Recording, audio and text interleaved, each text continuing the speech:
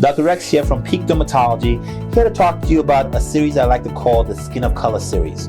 I have a lot of patients who are skin of color, which classify to African Americans, Asians, people who have a higher level of pigmentation in their skin. It's very important to understand while skin is usually the same, there are subtle differences in terms of skin makeup that make up skin of color, especially the darker, what we call on the Fitzpatrick skin scale, right? Black skin, for example, has more melanin, right? Has more collagen fibrils. More melanin sometimes is confused into saying, hey, just because we have more melanin, we don't need skin checks. That's not true. You should go to your doctor, because even though you have melanin, higher levels of melanin doesn't mean that you're not exposed to UV radiation damage, which can lead to skin cancer. So one myth right off the bat, more melanin doesn't mean no skin checks and that you're immune to having skin cancers. Secondly, high collagen fibrils, more fibers. This could be one of the reasons why skin of color is more prone to keloid formation. What are keloids?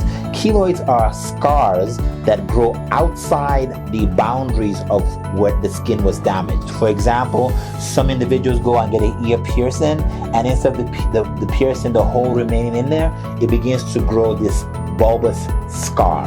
Or you go and you have say a hysterectomy or any kind of surgical scar, the wound ends up healing with a huge mass outside the boundaries of the scar. That is called a keloid scar.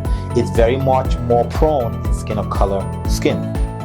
Skin of color also has higher levels of mast cells. Mast cell granules. Mast cells are a particular cell that when we are exposed to anything we are allergic to, releases into the skin, causing hives. So you might, in situations where you're bit by a bee or you have a topical or poison ivy that causes mast cell degranulation, these cells that every human being has, your response might be a lot more loud. So that's one aspect. Let's talk about sun exposure. White skin gets more easily burnt when exposed to the sun, while black skin does not. This is attributed to the higher levels of melanin. However, that, as I said earlier, doesn't mean go out and get burnt by the sun. Talking about sun protection, SPF, sun protection factor, the melanin in black skin only gives you an SPF of 13.3, around that. Recommended by a dermatologist, what we recommend for sun protection is you want to be above a 30. Let's put that in perspective.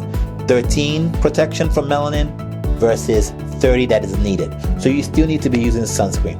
White skin gives you an SPF protection of 3.3. So definitely needs sunscreen. So we all as human beings need to be sun protected and sunscreen, even though we have higher levels of damage from UV rays. So here at Peak Dermatology, we take skin care very seriously. Make sure your dermatologist treats you as an individual. Everything from medication reactions to what kind of cream or how you should treat any kind of skin, hair, or nail disorder may be reflective of the kind of skin that you have.